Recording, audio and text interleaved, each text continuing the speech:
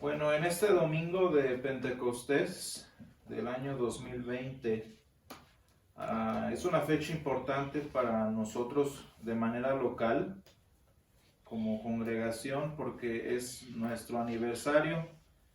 Nosotros celebramos no la fecha humana, sino la fecha del calendario. Y recordamos que hace 6 años empezamos este ministerio. Y hemos estado desde entonces sirviendo al Señor de esta manera. Hay ¿cómo diré? Hemos tenido un crecimiento que yo siento ha sido muy importante. Un crecimiento entre todos nosotros, un avance de entre lo que éramos y lo que somos hoy. Y gracias a este avance que el Señor nos ha permitido tener, yo veo que estamos avanzando bien para los cambios que esperamos sucedan dentro de muy poco. El Señor nos ha bendecido de muchas maneras, ha puesto muchas personas en nuestro camino y eso de alguna manera nos da pues, el ánimo, digamos así, de continuar adelante sabiendo que el Señor tiene preparados planes y cosas muy especiales para nosotros en este tiempo. Y más que digamos los aspectos externos de lo que concierne a nuestra iglesia, yo creo que lo más importante y lo que el Señor nos ha permitido lograr en este tiempo ha sido el crecimiento en el conocimiento de la palabra de Dios y la meditación en ello de una manera más sistemática y más formal. Y por eso yo pensé, viendo que venía esta fecha importante en el calendario, viendo que se acercaba y el significado que tuvo el domingo de Pentecostés, yo pensé, es muy bueno que empecemos a estudiar como iglesia qué es lo que somos, qué es lo que nos distingue como congregación y qué es los aspectos externos que nos identifican a nosotros. Y pensando en esto, pues bueno, tenemos nosotros una amplia tradición histórica de varios elementos que nos han ido formando nuestros predecesores hasta lo que somos el día de hoy. Y es por eso que pensé este domingo de Pentecostés iniciar una nueva serie de escuelas dominicales. Recordamos que la escuela dominical es diferente al estudio bíblico. En el estudio bíblico estudiamos directamente del texto de la palabra del Señor y en la escuela dominical estudiamos la palabra de Dios a través de la explicación que nos ha dado la iglesia a lo largo de los siglos. Fíjense cómo es lo mismo.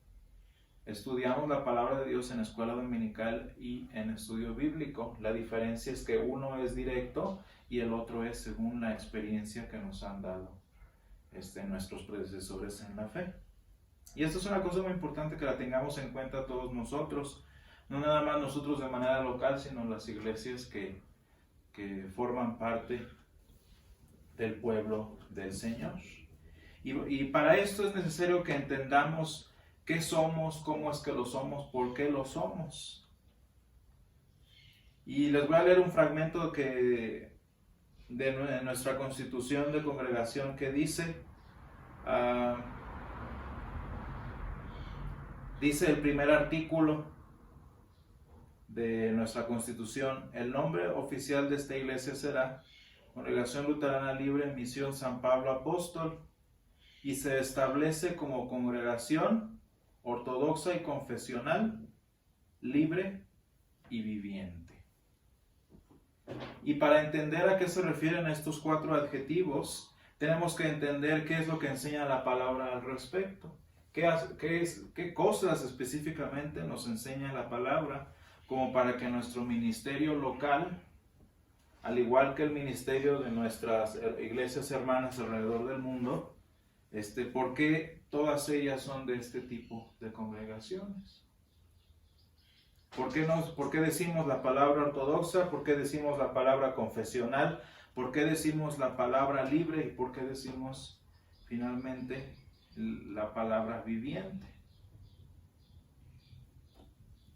Y obviamente para entender estos adjetivos, para entender estas cualidades, pues tenemos que ver lo que la palabra de Dios pide de nosotros y lo que el Señor hace de nosotros a través de su palabra.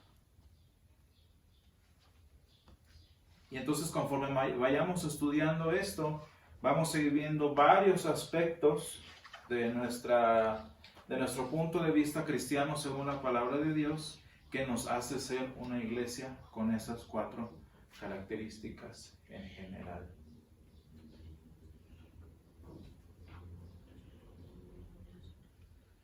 Y entonces, en primer lugar, vamos entonces a empezar esta serie de escuelas dominicales estudiando estos términos, no nada más el término en sí, sino profundizando en lo que la palabra de Dios, a lo que la palabra de Dios se refiere con tales palabras, con tales enunciados.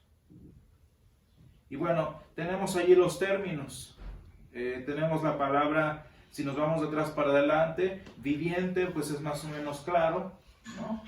Tenemos también la palabra libre, que también es más o menos claro. Tenemos la palabra confesional, allí como que ya se empieza a hacer medio confuso el término, porque no sabemos específicamente a qué nos referimos. Y finalmente viene la palabra ortodoxa, que también puede ser que nos cause algún tipo de confusión. Pero bueno, tenemos 4 adjetivos allí. Y si ustedes se fijan, así como tenemos esos 4, ¿cómo les diré? Esa evolución de términos del primero al último, de hecho describe la confesión de fe que nosotros tenemos como cristianos, de lo más elemental a lo más, no voy a decir innecesario, voy a decir no central a nuestra confesión. Porque todo es necesario, todo es importante, pero sí partimos de lo elemental, de lo esencial, a lo más particular a nosotros. Y bueno, entonces, obviamente para poder explorar estos 4 términos, vamos a estar usando, les digo, como en todo debe ser así, vamos a estar usando la palabra de Dios como el centro de nuestro aprendizaje. Acuérdense que sin la palabra de Dios como base, y eso entra en lo que voy a explicar más adelante, acuérdense que sin la palabra de Dios las palabras humanas son vana palabrería. Dice el apóstol, se me acaba de olvidar la palabra,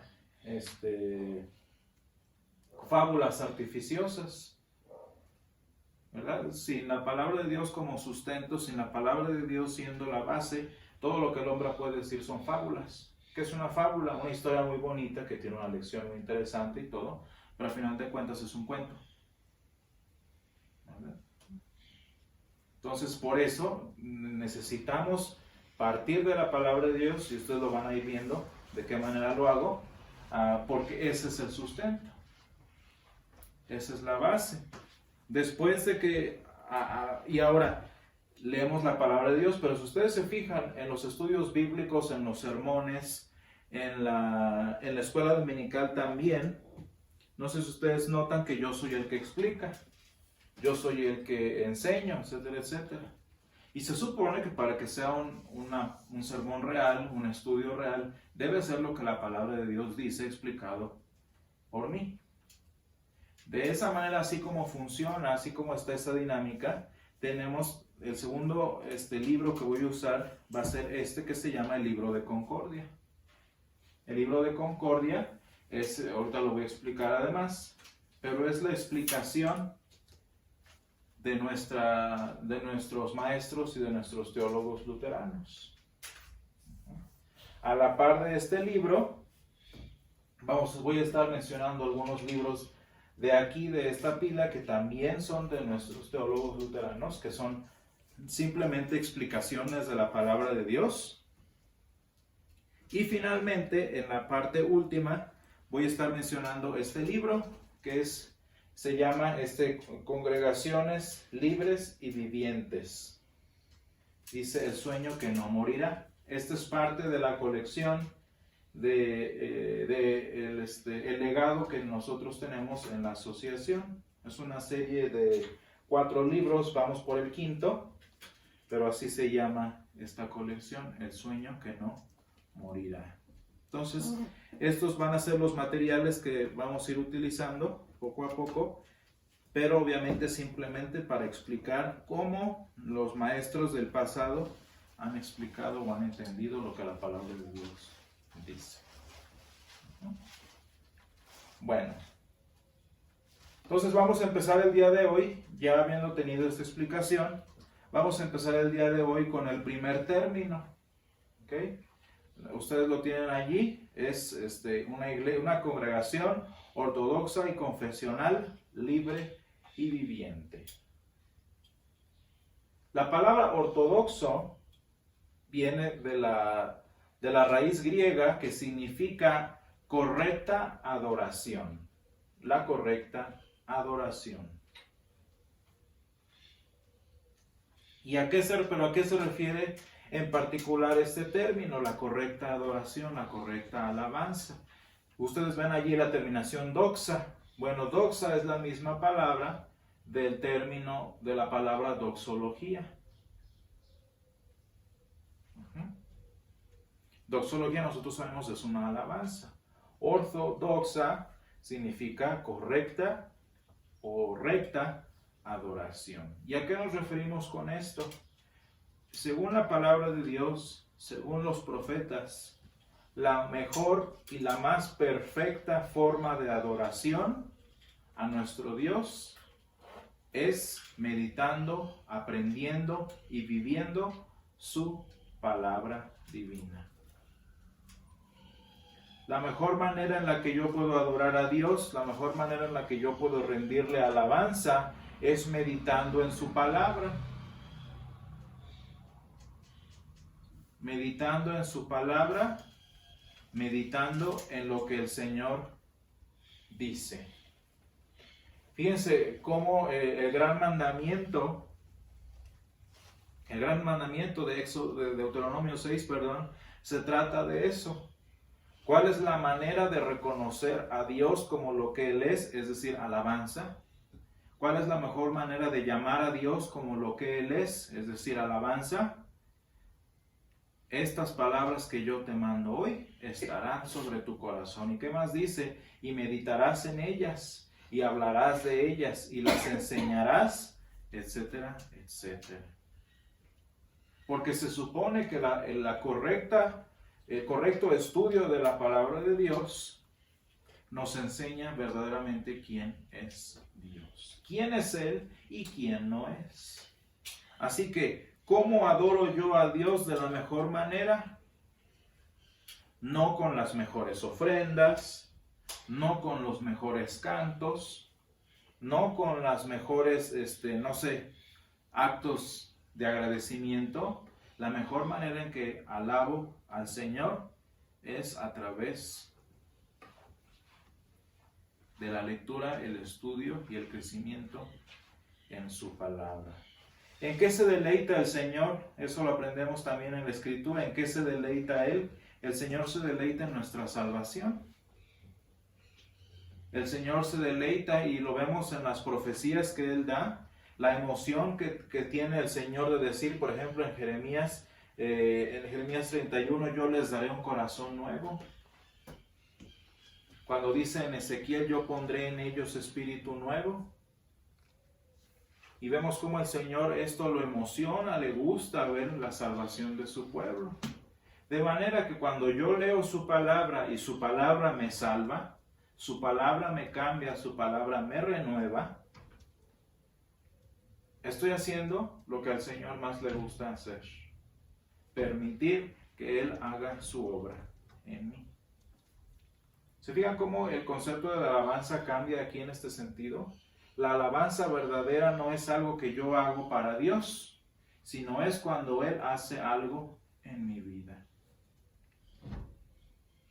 Hubo un momento en la historia del pueblo de Israel en el que tanto estaban convencidos de que al Señor le agradaban con sus ofrendas, con sus sacrificios, como si esa fuera la mejor alabanza. Señor, mira, te ofrecemos todo y cantamos a ti, y mira nuestros sacrificios y todo. como si esa fuera la mejor alabanza que el Señor esperaba. Pero en realidad el Señor esperaba que a través de esos sacrificios, que a través de esas alabanzas, ellos fueran cambiando, pero eran iguales. Entonces fíjense cómo lo explica el Señor aquí. Dice, estoy harto de sus sacrificios.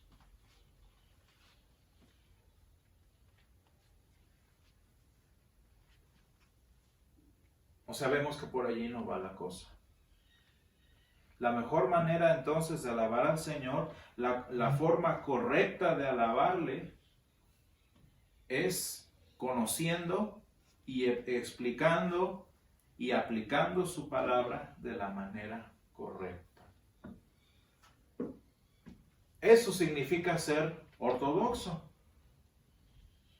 Una persona que no conoce, que no explica la palabra de Dios de manera correcta, no merece ser ortodoxo. Una persona que tuerce el mensaje de la palabra, que tuerce y confunda la ley y el evangelio, etcétera, etcétera, esa persona no es ortodoxa.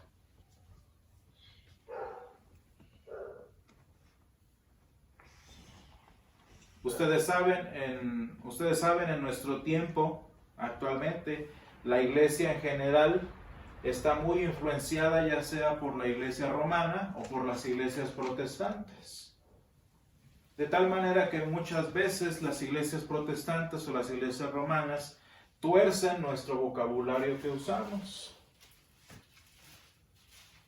De tal manera que para algunas personas que son más sensibles a la doctrina protestante, esta palabra ortodoxa que se relaciona con las iglesias de Oriente, les resulta molesta, especialmente a los que tienen antecedente metodista, reformado, presbiteriano, etcétera, etcétera. Esta palabra les resulta molesto. Entonces, ¿qué otro término más amigable podemos usar en lugar de ortodoxo? Bueno, podemos usar la palabra ya sea tradicional, que también puede ser ofensivo.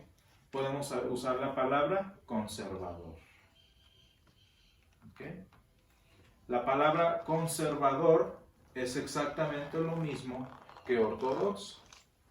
La diferencia es que, si ustedes se dan cuenta, ortodoxo es particular, es un lenguaje particular a la iglesia. Mientras que conservador se puede aplicar a la política, se puede aplicar a la moral, etcétera, etcétera. Pero bueno, también se utiliza la palabra conservador.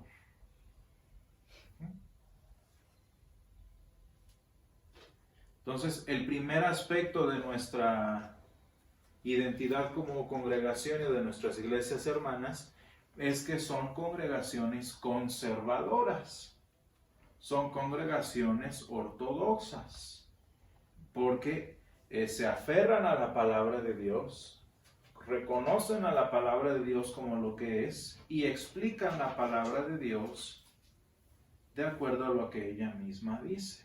Eso nos hace ortodoxos, eso nos hace conservadores. ¿Cuál sería lo opuesto de ser conservador? Lo opuesto de ser ortodoxo. En la historia de la iglesia, especialmente en el contexto del credo niceno, a las iglesias que no eran ortodoxas, a los cristianos que no eran ortodoxos, se les conocía como heterodoxos. Es decir, los que no tienen que ver, los que están fuera de la correcta adoración a Dios. Y allí podemos identificar, bueno, ahorita que lo explique más a profundidad, podemos identificar varias fracciones de las religiones en ese momento que podrían identificarse como heterodoxas. Ahora, en el contexto moderno, les digo, marcado por las preferencias protestantes y todo eso, que usamos el término conservador, ¿cuál sería lo opuesto de una iglesia conservadora? Pues obviamente una iglesia liberal. Bueno, el segundo artículo, y vamos a profundizar en cada uno de hecho, en lo que hace cada elemento en particular. El segundo punto sería confesional. ¿A qué nos referimos con confesional? Bueno, este libro que yo les enseñé hace rato, que se llama Libro de Concordia, es una serie de documentos escritos por el doctor Lutero y sus teólogos. A nosotros le tenemos el titulito de Libro de Concordia, pero en realidad los documentos incluidos en este libro que le pusimos Libro de Concordia se llaman confesiones. Las confesiones. Quiere decir que cuando nosotros estudiamos lo que los teólogos y el doctor Lutero explicaron de la palabra de Dios, lo que estamos leyendo de verdad es su confesión. Eso era su fe.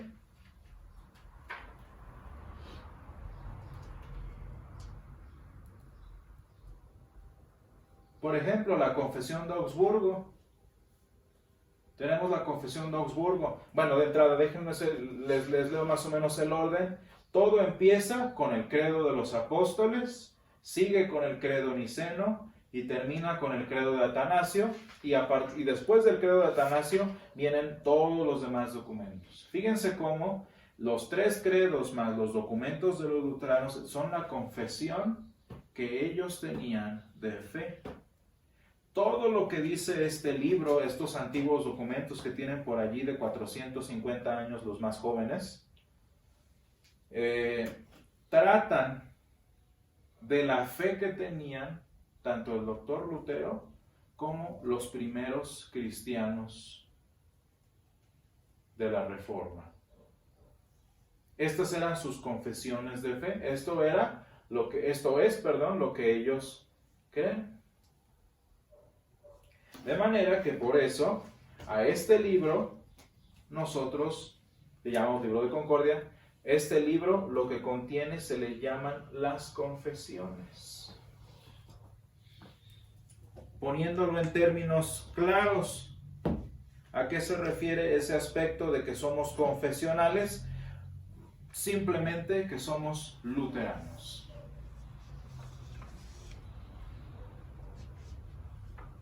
Ningún otro cristiano tiene estas confesiones.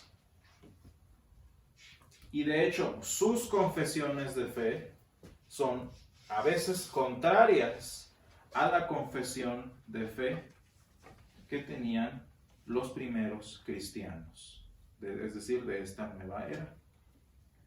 Los primeros cristianos que nosotros les llamamos después luteranos. Entonces fíjense, ya vamos desde el punto de vista conservador, desde el punto de vista ortodoxo, nos hacemos más específicos ahora en la parte luterana que somos confesionales. Se le pone confesional porque es lo mismo hacer luterano. Hay personas que prefieren llamarse confesionales que luteranos precisamente porque lleva el nombre de Martín Lutero allí, pero es exactamente lo mismo. Entonces, si alguien le pregunta, oye, ¿tú eres un cristiano confesional? Uno diría sí. Porque uno entonces, con la palabra confesional, hacemos inmediatamente referencia a estos documentos que están metidos en este libro, que se llaman las confesiones luteranas.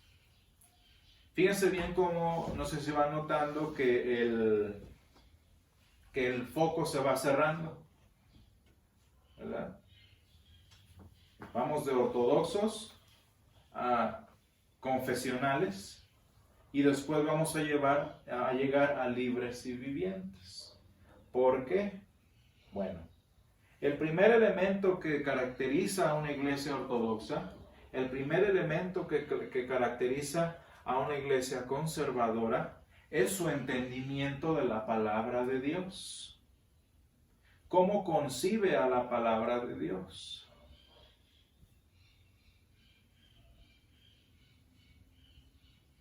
¿Okay? Es decir, la palabra de Dios, ¿qué es? Si es perfecta, si la palabra de Dios, bueno, más bien, si la Biblia es la palabra de Dios, si la Biblia es perfecta, si no tiene errores, si la Biblia nos enseña la voluntad de Dios, si la denominación cree esto, de entrada es una iglesia cristiana. Dice San Juan en San Juan 20:31, y este pasaje lo tenemos necesariamente siempre presente, San Juan 20:31. Pero estas cosas, es decir, está resumiendo la palabra de Dios, estas cosas se han escrito para que creáis que Jesús es el Cristo, el Hijo de Dios, y para que creyendo tengáis vida en su nombre. Ese es el resumen de las Escrituras. De tal manera que si una iglesia, que si un individuo, que si un grupo reconoce a las Escrituras como la correcta palabra de Dios, como la palabra de Dios, como la revelación de Dios, entonces esa denominación es una iglesia cristiana. Entonces allí de cajón nosotros entramos, ¿verdad? Porque somos cristianos. ¿Por qué? Porque de la manera en que entendemos y reverenciamos a las Escrituras, nosotros aprendemos y creemos gracias a ello que Jesús es el Cristo, el Hijo de Dios, y así creyendo tenemos vida en su nombre.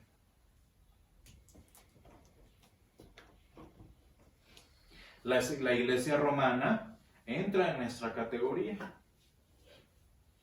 Las iglesias de Oriente entran en esta categoría. Las iglesias bautistas entran en esta categoría. Hasta las iglesias pentecostales de alguna manera entran en esta categoría. Porque precisamente porque creemos que la palabra de Dios es verdad, porque creemos que las Escrituras son la verdad de Dios, es que allí entran las discusiones.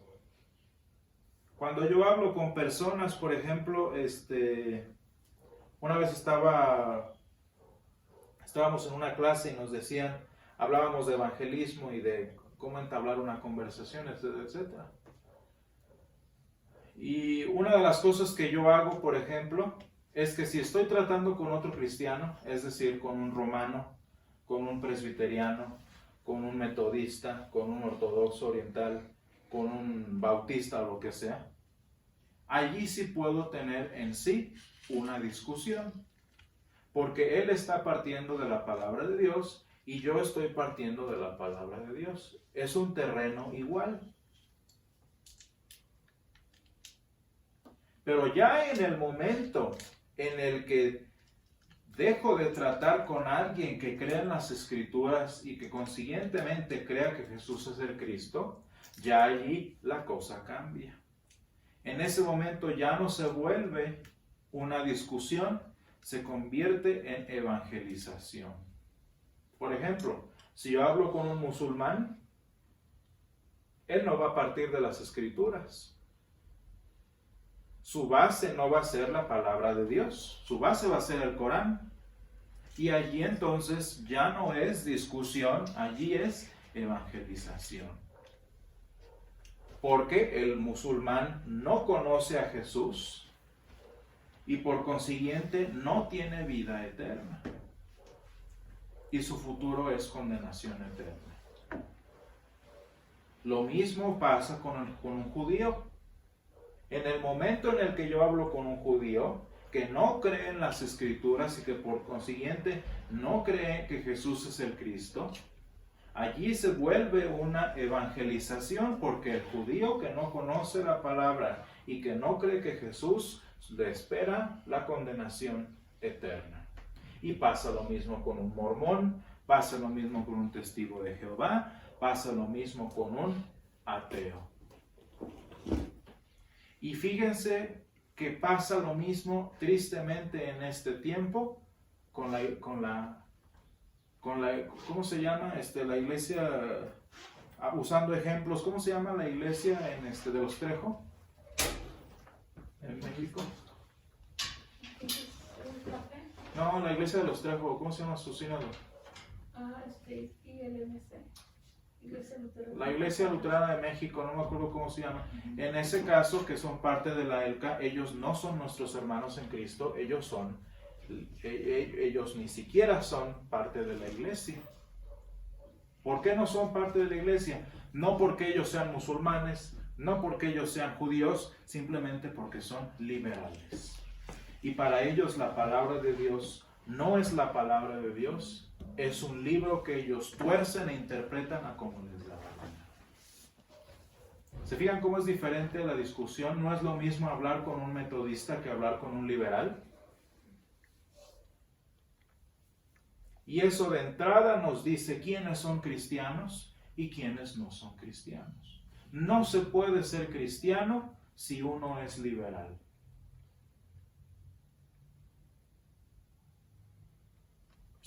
Punto. Porque la palabra de Dios dice qué es y qué no es. Y si yo le tuerzo y digo que esto que no es sí es y esto que no es también es, pues entonces búscate tu propio libro, haz tu denominación, lo que te dé la gana. No andes usando la palabra de Dios. Esa es la diferencia. Entonces el hecho que nos llamemos ortodoxos, el hecho de que nos llamemos conservadores, de entrada significa que somos cristianos. Nadie que no es cristiano, nadie que no es, conservador, nadie que no es ortodoxo se puede llamar a sí mismo cristiano.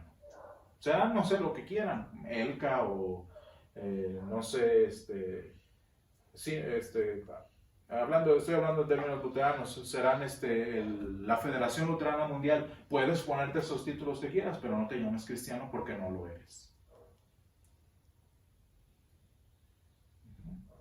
En el caso ahora de las confesiones, más en particular,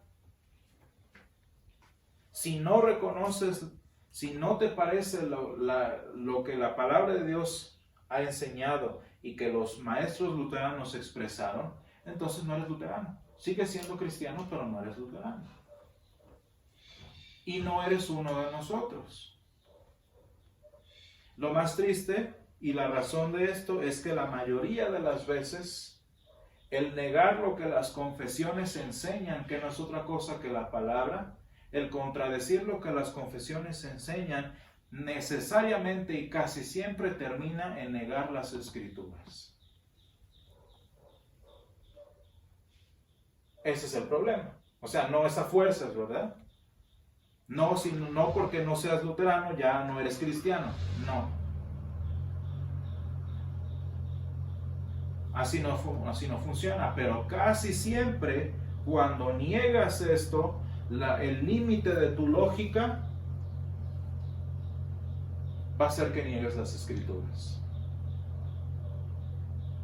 Fíjense, este libro, Las Confesiones Luteranas, la doctrina luterana, parte de la escritura, o sea, la escritura es su punto de partida, de manera que su conclusión lógica, que la conclusión de sus enseñanzas es lo que la misma palabra de Dios enseña.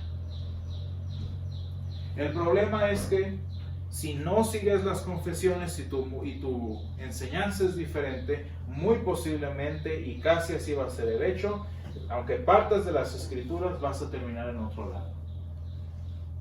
Y terminar en otro lado significa terminar negando las escrituras y terminar igual que un liberal. ¿Verdad? Y finalmente, el aspecto menos central, pero sí es importante, no es trascendente para la salvación cristiana, es el aspecto que nosotros entendemos como libre y viviente.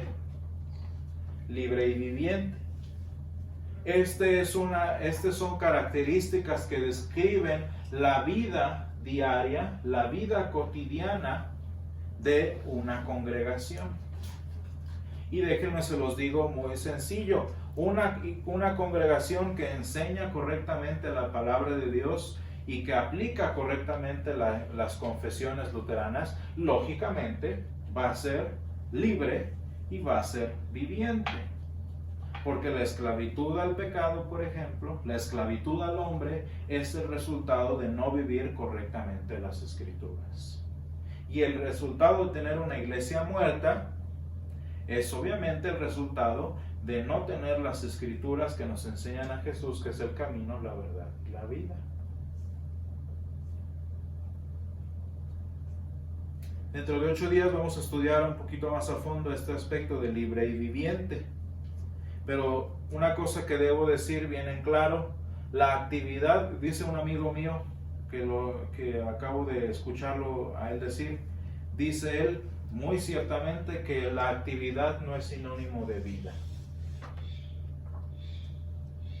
¿Se fijan lo importante que es eso? La actividad en una iglesia no es sinónimo de que haya vida en ella. Y dice este amigo mío, ¿por qué? Porque la actividad la puede llevar a cabo, se puede llevar a cabo gracias a la ley, a la imposición de la ley, y porque la actividad la puede llevar a cabo un no creyente.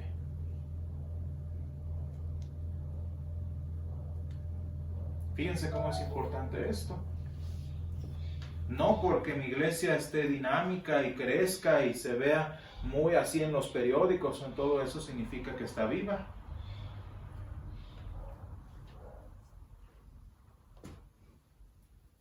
De la misma manera en la que no porque yo tenga una vida perfecta significa que soy hijo de Dios. Y entonces de hecho se parte, todos estos 4 adjetivos están conectados uno con otro. Y yo les había dicho al principio, ¿de dónde parte esto? ¿De dónde sale que seamos conservadores? ¿De dónde sale que seamos confesionales? ¿De dónde sacamos que somos libres? ¿Y de dónde podemos ser vivientes? Únicamente de la correcta lectura, interpretación y predicación de la palabra de Dios. Sin la palabra de Dios somos nada.